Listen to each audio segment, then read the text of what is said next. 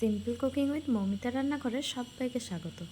আজকে আমি বানিয়ে দেখাবো একটি নতুন ধরনের রেসিপি, যেটা আমার চ্যানেলে এই ফার্স্ট টাইম আমি ট্রাই করলাম। তো অনেক দিন ধরে ছেলের রিকোয়েস্ট করছে, মা পনিরের একটা কিছু আইটেম বানাও। তো সেদিন হঠাৎ করে মনে পড়লো যে এখন তো পালং শাক উঠেছে সিজনে, তো পালক পনির বানাই। তাই আজকের রেসিপি হলো পালক পনির। তো দেখুন পালক পনিরটা কত সুন্দর হয়েছে। আমার কিন্তু পালক পনিরের কালারটা একদম চেঞ্জ হয়নি, যেমন গ্রিন কালার হয় ঠিক সেই রকমই হয়েছে, পালকের যেমন রং সেই রকমই। তো চলুন ঝটপট করে দেখে নেওয়া যাক কীভাবে আমি বানাই পালক পনির। তো বাজার থেকে আনা একটা গোটা আঁটি পালং শাকের আমি জলের মধ্যে সেদ্ধ করতে বসিয়ে দিলাম। এই যে আমুলের পনিরটা নিয়েছি, এটা কিন্তু কোনো প্রমোশনাল নয়, আগে থেকেই বলে দিলাম। পনিরটা আমি নিজেই বাজার থেকে কিনে এনেছি। গরম জল দিয়ে দেবো পনিরটার উপর, তাহলে কি হবে, পনিরটা সফট থাকবে। ইলেকট্রিক কেটলে জল গরম করে গরম জলটা দিয়ে দিলাম। ছেলের আবদারে আজ বানালাম পালং পনির। কেমন হয়েছে রেসিপিটি অবশ্যই সবাই আমাকে জানাবেন। আর এরপর দেখুন পালং শাকটা পুরো সেদ্ধ হয়ে গেছে, 5 মিনিটের মতো সেদ্ধ হতে সময় লেগেছে কিন্তু। আর পালং শাকের এই যে জলটা, এটা কিন্তু আমি ফেলে দিইনি, এটাও আমি দিয়ে দিয়েছি এই পেস্টের সময়। তো তাতেই কিন্তু দারুণ বাটাটা হয়ে গেছিলো, আর এক্সট্রা করে আমাকে কোনো রকম জল দিতে হয়নি। তো এই যে পালং শাকটা আমি কিন্তু কোনো ঠান্ডা জলে ওয়াশও করিনি পালং শাকটাকে। এরপর দুটো কাঁচা লঙ্কা আর কয়েকটা রসুন আমি দিয়ে দেবো পালং শাকটার মধ্যে ফ্লেভারের জন্য, আর দুটো আদা কুচিও দিয়ে দিলাম, এতে পালং শাকের ফ্লেভারটা খুব ভালো আসবে। পালং শাকের একটা গন্ধ করে, সে গন্ধটা হবে না। তো পনিরটা অনেকক্ষণ জলে ভিজিয়ে রেখেছিলাম, এরপর পনিরটাকে কেটে নেব। এক হাতে ক্যামেরা আর এক হাতে রান্না, তাই রান্নাটা কিন্তু ভালোভাবে মানে হয়ে ওঠেনি, আমার মনে হলো পারফেক্ট আসেনি রান্নার ভিডিওটা। তো সরি, সবাইকার কাছে ক্ষমা চেয়ে নিচ্ছি তার জন্য। একটু কষ্ট করে সবাই দেখে নেবেন, আমি খুব তাড়াতাড়ি ট্রাইপড কিনবো, আর তারপর আরও ভালোভাবে ভিডিও আসবে সবার জন্য। তো পনিরটা দেখলেন আমি কেটেই নিয়েছি। পনির কাটাটা আমি আর দেখাতে পারিনি, যেহেতু এক হাতে ক্যামেরা আর এক হাতে রান্না করছি, তাই পনিরটা কাটতে গেলে তো দুটো হাতই দরকার পড়ে, তাই আমি পনির কাটাটা দেখাতে পারলাম না। তো পনিরটা আমি দিয়ে দিলাম সর্ষের তেলের মধ্যে। আমি কিন্তু এখানে বলে রাখি, আমি পুরো রান্নাটা কিন্তু সর্ষের তেলেই করেছি, আমি কিন্তু কোনো রকম রিফাইন তেল ইউজ করিনি বা বাটারও ইউজ করিনি। আপনারা চাইলে কিন্তু বাটার ইউজ করতে পারেন, ঠিক আছে। আমি কিন্তু পুরো রান্নাটা সর্ষের তেলেই বানিয়েছি। তো পনিরটা ভাজা হয়ে গেছে, পনিরটা ভালোভাবে ভাজা হয়ে গেল। আমি খুবই দুঃখিত, আমার রান্না ভিডিওটা যদি ভালো যদি না হয়, তার সেটা কিন্তু আমার দোষ নয়, আমার হাতে করে ভিডিও বানাচ্ছি সেটার দোষ। আর আমি ভাবছিলাম এই রান্নাগুলো করতে করতে আমি 2-3টে হাতে করে এরকমভাবেই শ্যুট করেছি। তো আমি ভাবছিলাম যাদের ট্রাইপড নেই, যারা ট্রাইপড না কিনেই ভিডিও বানিয়ে দেয়, তারা কত কষ্ট করে। আমার তো না হলে দুটো ট্রাইপড ছিল, একটা ট্রাইপড আগেই ভেঙে গিয়েছিল, তারপর একটা নতুন কিনেছিলাম, তো নতুনটা বেশি দিন গেল না, এই 6 মাসের মধ্যেই নতুন ট্রাইপডটাও ভেঙে গেল। আমার একটু মনটা খারাপ, তাই কদিন কিনিনি, বুঝলেন তো। কারণ ইউটিউব থেকে তো কোনো রকম আমার ইনকাম নেই এখন, তাই আমার এক্সট্রা করে খরচা করতে খুব গায়েই লাগে। একেই তো রান্নার পেছনে অনেক খরচা, এই যে রান্নার যে সমস্ত রেসিপি দিই সেগুলো তো আমার এমনি কিনে আনতে খরচা হয়, তো সেটা নিজেরা খাবো বলে মনকে সান্ত্বনা দিয়ে কিনে নিয়ে আসি। আর তারপর আবার এক্সট্রা করে রান্না ভিডিও করার জন্য ট্রাইপড কেনা, মাইক কেনা, এগুলো কিন্তু কিনতে খুবই গায়ে লাগে, বুঝলেন তো। যতক্ষণ না একটু মনিটাইজেশন হয়ে যাচ্ছে চ্যানেলটা, একটু টাকা আসছে, দেখতে পাচ্ছি ডলার জমছে, ততক্ষণ কিন্তু আমার এটা খুবই গায়ে লাগে। তো আশা করছি আমার ব্যাপারটা সবাই বুঝতে পারছেন। আর কথা বলতে বলতে দেখলেন কড়াইয়ের মধ্যে আমি পেঁয়াজ, রসুন, আদা, টমেটো সব গোটা গোটা যেগুলো কেটে রেখেছিলাম সেগুলো কিন্তু আমি ভালো করে মিশিয়ে নিলাম। আর জিরে, ধনে, হলুদ আর নুন এগুলো কিন্তু আমি ওই এটার মধ্যে দিয়ে দিয়েছি, মশলাটার মধ্যে। এরপর আপনারা ভাববেন এটা আবার কী ধরনের রান্না করছে রে বাবা, গোটা গোটা সব দিয়ে ভেজে নিচ্ছে। আসলে আমি এটা ভেজে পর বাটবো, তাহলে কিন্তু ওই পেস্টটা আরও সুন্দর হয়। তো দেখুন পালং শাকটা কিন্তু আমার পেস্ট বানানো হয়ে গেছে। কি সুন্দর পেস্টটা হয়েছে না, একদম কোনো কালার কিন্তু চেঞ্জ হয়নি। অনেকের আমি দেখেছি পালং শাকের রেসিপি করার সময় পালং শাকটা কিন্তু কালো হয়ে যায়, কিন্তু আমার দেখুন একদম কিন্তু কালো হয়নি, যেমন গ্রিন থাকার সেরকমই গ্রিন আছে। এরপর কাজু বাদাম যেটা ভিজিয়ে রেখেছিলাম গরম জলে, সেটা নিয়ে নিলাম, আর ধনে পাতাটা নিয়ে নিলাম। তো আমার ব্যাপারটা নিশ্চয়ই সবাই বুঝতে পারছেন। আমার চ্যানেলটার পাশে থাকুন সবাই, আমার ভিডিওগুলো দেখুন।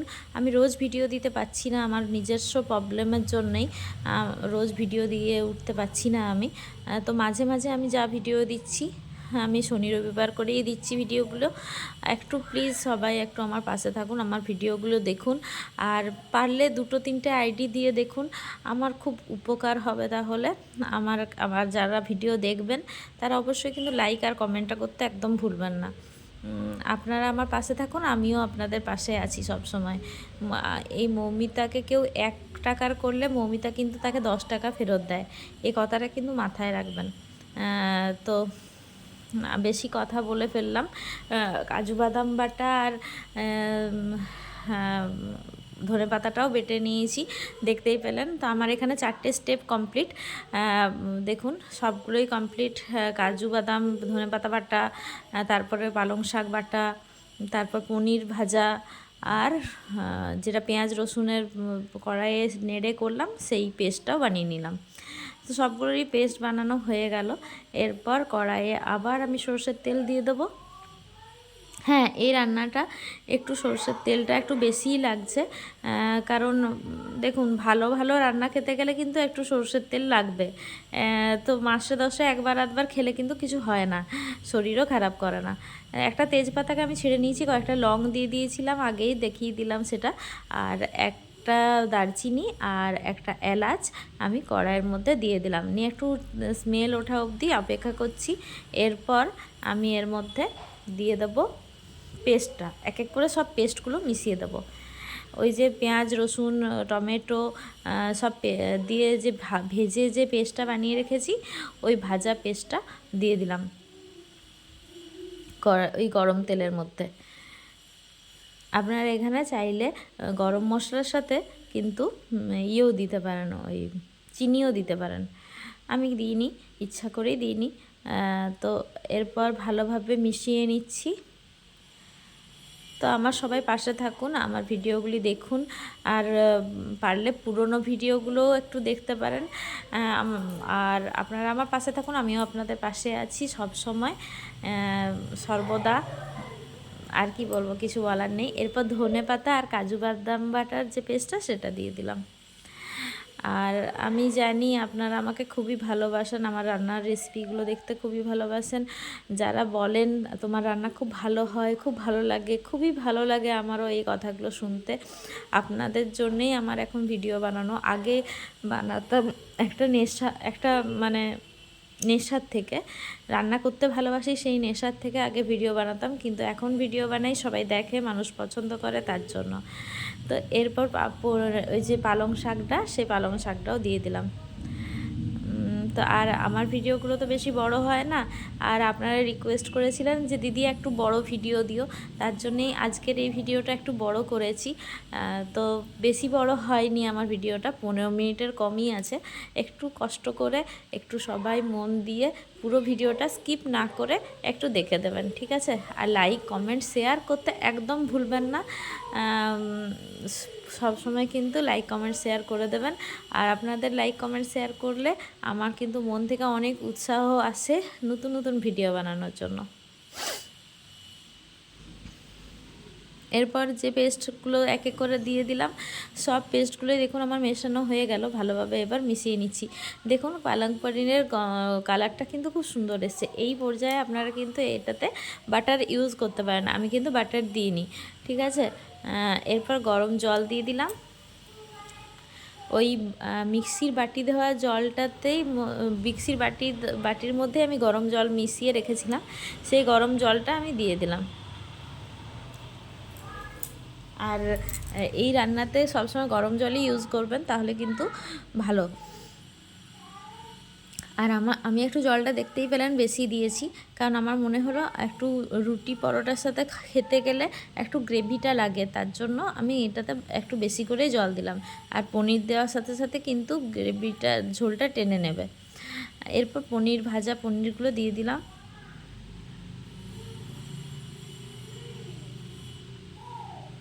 আমি কিন্তু পনির ভাজার সময় নুন হলুদ দিয়ে ভেজেছিলাম।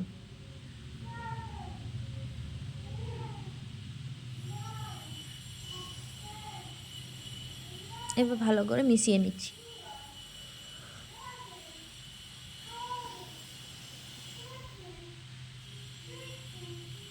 আর আমার রেসিপিগুলো কেমন লাগে অবশ্যই আমাকে কিন্তু কমেন্ট বক্সে জানাবেন।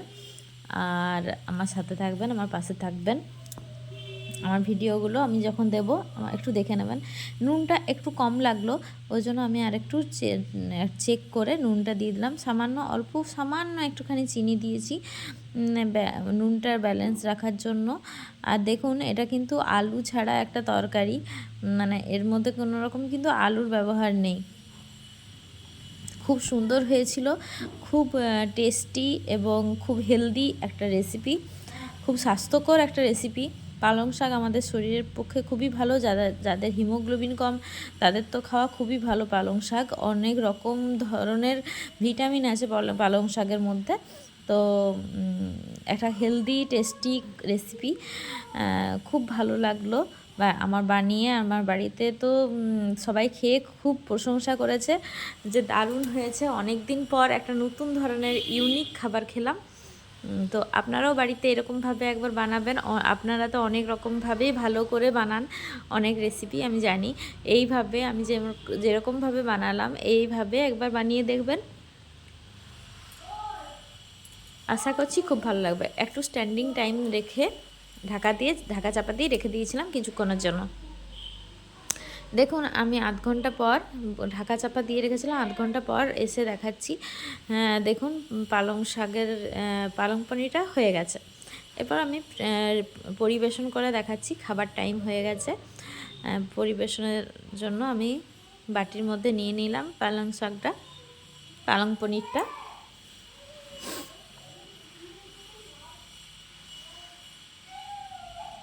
আর এই রেসিপিটা বানালে কিন্তু বাড়িতে রুটি বা পরোটা যাই করুন একটু বেশি করেই বানাবেন, কারণ এই তরকারিটার সাথে কিন্তু রুটি পরোটা খুব ভালো যায়।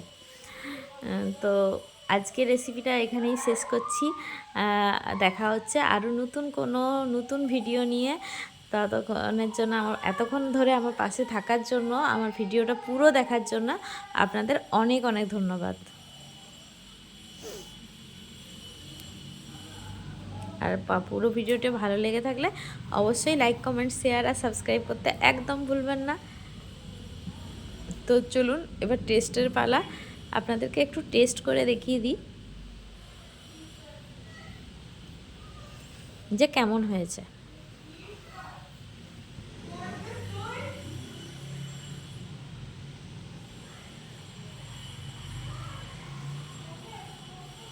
দেখুন, খুব সুন্দর হয়েছে, কালারটাও খুব সুন্দর এসছে।